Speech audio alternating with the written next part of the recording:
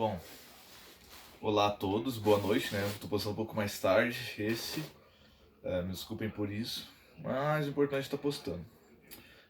A aula de hoje eu não pretendo fazer uma coisa tão focada em literatura, porque, ah, inegavelmente eu me preocupo com as informações que vocês recebem, ainda mais agora que a gente está tendo uma explosão de coisas acontecendo tudo de uma vez só. Você tem o Anonymous, você tem o movimento antifascista crescendo, o movimento fascista já estava crescendo bem com mais força agora, e os protestos com relação ao racismo envolvendo George Floyd, acho que é esse o nome dele.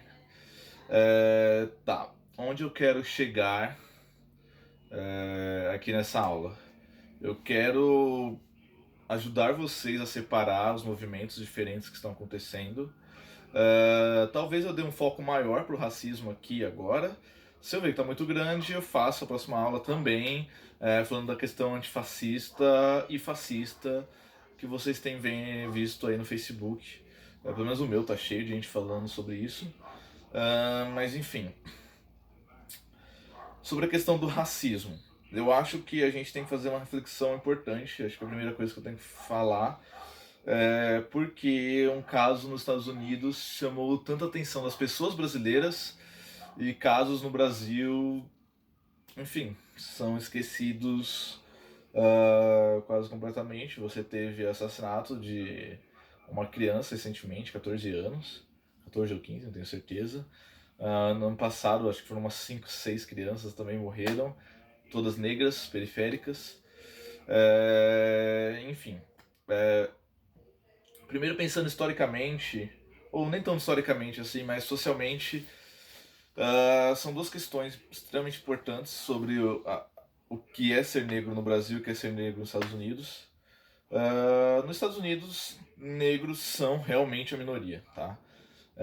São 10% da população, talvez um pouco mais, mas são uma minoria. De fato, são uma minoria. Você não vai encontrar negros com tanta facilidade como você encontra aqui.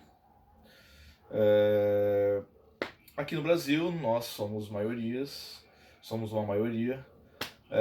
Quando as pessoas chamam negros, mulheres de minorias, se referem a questões de você ser um grupo socialmente desfavorecido, vamos dizer assim, ou um grupo subalterno. Ou seja, você tem um grupo que domina as classes de poderes, as elites, pensando na elite intelectual, política, econômica. Você tem um grupo e os negros não estão nesse grupo no Brasil, apesar de serem maioria populacional. Tá? Então, quando eu falo em minorias, tomem cuidado, porque não é uma minoria estatística, vamos dizer assim, populacional, é uma minoria com relação a ter espaços de poder, de relevância, vamos dizer assim. A partir daí eu quero puxar para uma outra coisa que é extremamente importante. Aí entra uma questão histórica muito forte, tá?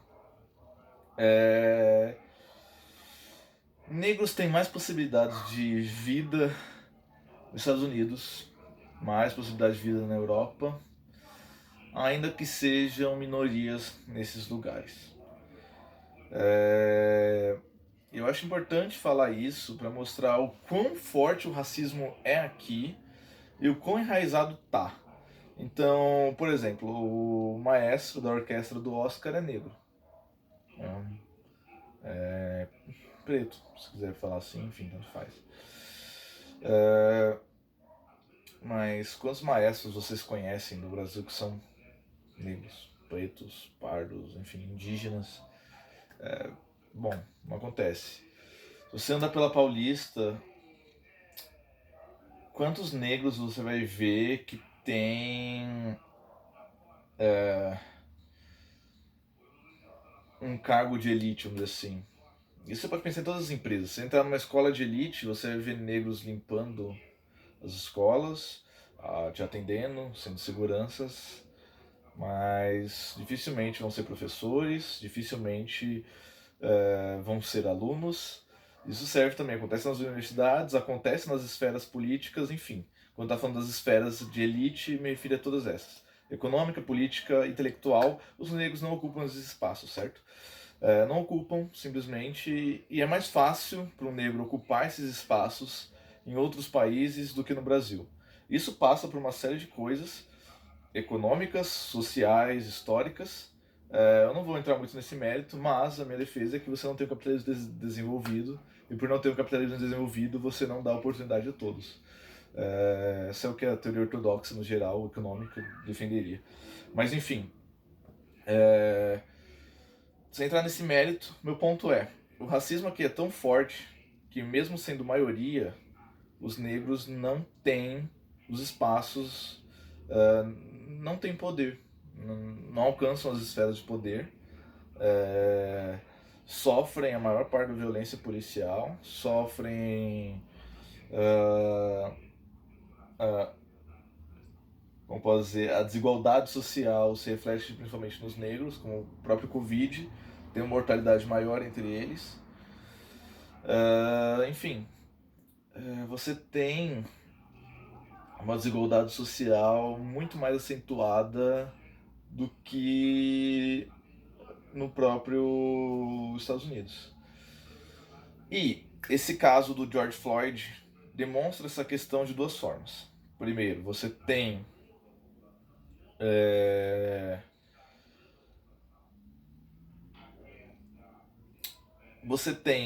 um realce, vamos dizer assim, de um caso dos Estados Unidos, porque você tem mais visibilidade da população negra lá do que você tem aqui. E também isso choca internamente eles lá, e não tanto a gente aqui, exatamente por esse racismo tão forte que tá na gente. Aqui não é tão escancarado, vamos dizer assim, o racismo, quanto é nos Estados Unidos. Por ser uma maioria, os negros sofrem racismos diários, mas é como se fosse algo mais normalizado, seja normalizado na língua, seja normalizado em gestos, brincadeiras e assim por diante. Então você tem uma normalização do racismo no Brasil muito mais forte do que é nos Estados Unidos. Isso também passa pela questão de identidade, uma coisa que é muito importante, que talvez eu acho que vai ser meu foco agora. Eu acho que é a parte mais importante para vocês pensarem. Nos Estados Unidos você tem um movimento negro muito mais estabelecido de diversas formas. Primeiro, todos os direitos que os negros conquistaram lá foram através do movimento negro em si. Tá? Então você teve uma união da população negra muito forte, que trouxe direitos a eles. Aqui não aconteceu isso, certo? Aqui você não tem essa união do movimento negro. Outra coisa importante, identificar-se como negro lá é algo, como posso dizer, importante para eles mesmos, o que a gente não vê aqui.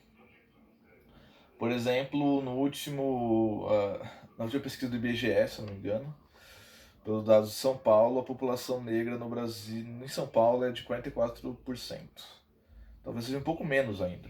Talvez seja menos 44%, talvez seja menos que isso. Só que, quando eu trabalhei no estado, eu percebi que muita gente que eu entenderia como negros se autodeclaram como brancos. E onde eu quero chegar é que você tem uma rejeição própria do negro, da sua identidade. Isso acontece por um fator econômico evidente. Os negros aqui estão relacionados, a negritude está relacionada a baixo poder econômico. Então, quando você ascende socialmente, economicamente, você tende a apagar sua negritude e tende a ter sua negritude apagada.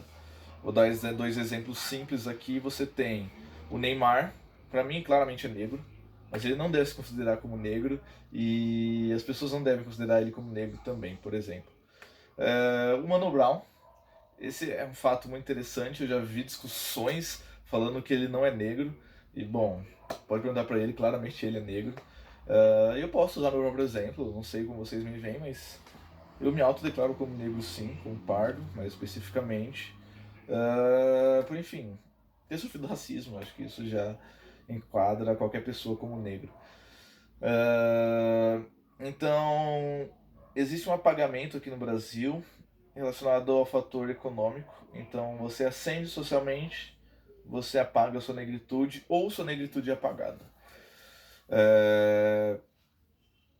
Então, enfim, onde eu queria chegar é mostrar essa diferença que existe entre os movimentos negros do Brasil e dos Estados Unidos. O movimento negro no Brasil está tentando se formar ainda,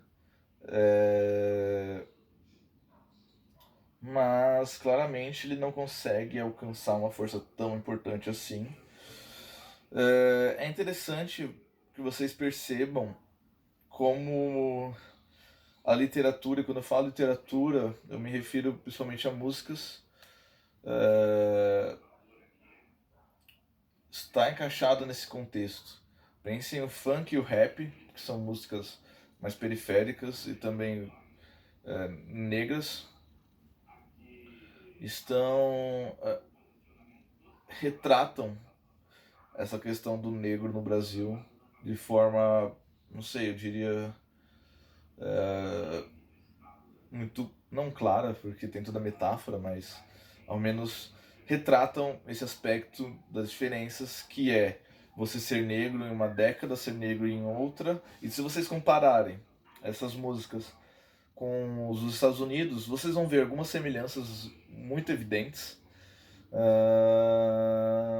que se dá nesse contexto de marginalização social, certo? E por fim, eu quero deixar para vocês, eu gostaria que vocês refletissem sobre a sua própria identidade racial. Se vocês se considerariam negros ou não, eu acho importante vocês pensarem isso. E caso vocês entendam que são negros, não se permitam apagar isso e não permitam que outros apaguem isso de vocês, porque é extremamente importante essa questão do apagamento. É relevante, eu diria, e é importante combater ela, certo? Essa é a minha aula de hoje, é só para, como eu falei, eu queria discutir isso, que eu achei importante. Na próxima eu vou tentar dar uma esclarecida sobre a questão antifascista e fascista que está acontecendo, Anonymous também. Mas essa aqui eu só queria tá bem por cima, é claro. Então, se vocês tiverem alguma dúvida, falem comigo. Eu posso até fazer mais uma aula focada nisso e explicar melhor até alguns conceitos que vocês não estão entendendo. Valeu!